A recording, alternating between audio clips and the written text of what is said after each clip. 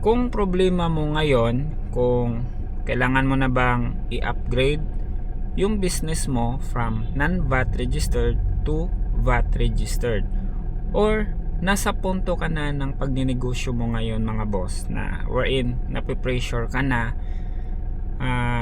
kung kailangan mo na bang i-upgrade talaga yung status ng business mo sa BIR from non-VAT to VAT. So this video is for you. Yo, what's up mga boss? It's me again, Roji. At meron na po akong 5 taong experience sa pagbabayad ng buwis. Ayun. So syempre yung business natin ngayon is VAT registered. Pero kwento ko lang sa inyo mga boss, no, yung sa business namin na Blue Arm Computers, yung pinakauna talaga namin na rehistro niyan is non-VAT talaga. Pero meron kaming napansin dati. Meron kaming mga kliyente dati pa na mga corporate clients, mga government clients, mga big corporations, pero napansin namin na hindi na sila bumabalik. Hindi na sila umu-order sa amin. And so, syempre nagtanong ako, "Ma'am, bakit po hindi na kayo nag-order sa Blue Arm Computers?"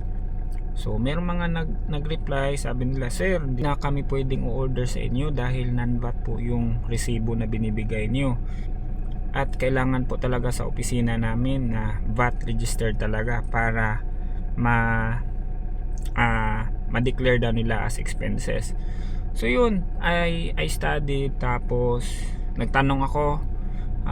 Pinakamagandang gawin, magtanong ka talaga sa bookkeeper mo. So luckily meron kaming bookkeeper na yun, tinulungan kami, tapos pinaintindi sa akin kung ano yun, anong ibig sabihin ng mga ganon. So yun, so doon ko napagtanto na dapat pala naka VAT registered kami para yung mga customers namin dati paulit-ulit silang bibili sa amin. So yun yung ginawa ko. At yun, meron kaming mga binalikan ng mga kliyente, and then until now meron pa rin kaming transactions na nakukuha sa kanila. Meron pa rin kaming PO na nakukuha sa kanila, at it's because of nag-convert kami from non-VAT to VAT. Okay? So sa topic natin, kung ikaw ngayon boss, kailangan mo na ba talagang mag-upgrade from non-VAT to VAT registered? So meron na akong ibibigay sa inyo na ideas.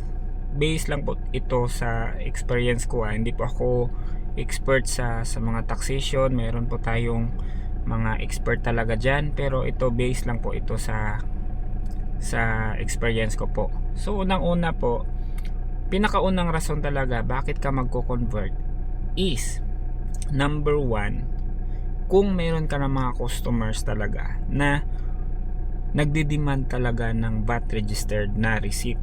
Kung non-VAT ka ngayon, dapat mo yang isolve talaga, na dapat ma-convert mo yung business from non-VAT to VAT. Syempre tataas yung customer retention mo talaga, dahil yun nga, kaya mong ibigay sa kanila yung type of service and yung resibo na kailangan talaga ng accounting nila, ng business nila. Okay, so pangalawa po mga boss na rason bakit kailangan mo nang mag-upgrade from non-VAT to VAT. So yun nga, based dun sa kwento ko po dati, correct me if I'm wrong ha, sa non-VAT po, ang tax po dati is nasa mga 3% sa gross ata. I don't know ngayon kung magkano na siya. So please comment na lang po sa baba kung ano na ba yung current figure ng taxation sa non-VAT. Pero dati po 3%. So imagine po, 3% ng gross. So imagine if meron kang gross na 100,000, syempre ibabawas mo pa yung cost of goods, sa manpower mo, sa kuryente, tapos sa kakakuha ng profit. Yung 3% yan, which is 3,000, ibabayad mo yan sa buwis. So ganun kalaki yung binabayaran natin sa buwis kapag non-VAT. Okay? Pag umabot ka na sa punto talaga na medyo masakit na yung binabayaran mo na tax, then it's time for you na mag-upgrade ka na from non-VAT to VAT. Dahil kapag VAT registered ka na, meron kasi siyang option na dapat yung kinukuha mo na supply is VAT registered din siya, para pwede mo yung i-offset tapos i-declared mo siya as expenses.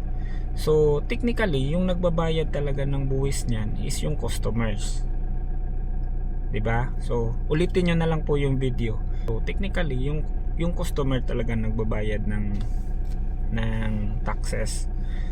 So syempre meron pa tayong mga taxes, meron pang yung sa income tax, ano ba yan, basta marami pa yan. Hindi ako masyadong knowledgeable dyan, pero ganun po talaga yung pagkakaintindi ko sa VAT registered. And may advantage ka talaga kapag VAT registered ka compared sa non-VAT, dahil yun nga na de-declare mo as expenses, and then syempre liliit po yung babayarin natin sa BIR, di ba? Pero yung disadvantage lang talaga niyan is magmamahal talaga yung product and services mo, di ba? At of course mas medyo challenging siya sa bookkeeping talaga. Okay? So pangatlong rason mga boss, bakit ka mag-upgrade from non-VAT registered to VAT registered is scalability. Okay? So para sa akin, yung taxation system talaga natin is nakadesign talaga siya na dapat yung isang corporation or isang kumpanya is papunta talaga doon. Dapat ka talagang mag-registered as VAT registered. Okay? Kasi hindi talaga lalaki yung isang business kapag non-VAT siya. So ganun yung sistema talaga sa taxation system. Kung gusto mong mag-scale up, gusto mong mag-level up sa business mo, kung gusto mong makatransact ng mas malaking kumpanya, kung gusto mong makapag-transact ng government or big corporations, then kailangan mo na talagang mag-upgrade. So ayun lang. And then isa sa pinaniniwalaan ko talaga mga boss, na yung pagbabayad ng buwis talaga is it's our obligation. So bilang isang negosyante, obligasyon natin yan at hindi natin dapat yan katakutan. Okay? So the more na nagbabayad tayo ng buwis sa gobyerno, then of course mas malaki yung maitulong natin sa government para magamit din nila in other public utilities, other government projects, di ba? So ayun lang naman.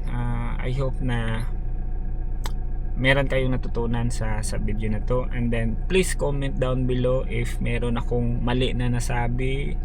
So please pardon me, and then comment po kayo sa baba kung ano yung para sa inyo, ano yung rason bakit kailangan mo nang mag-upgrade from non-VAT to VAT. Okay, so see you on my next vlog mga boss. Bye bye.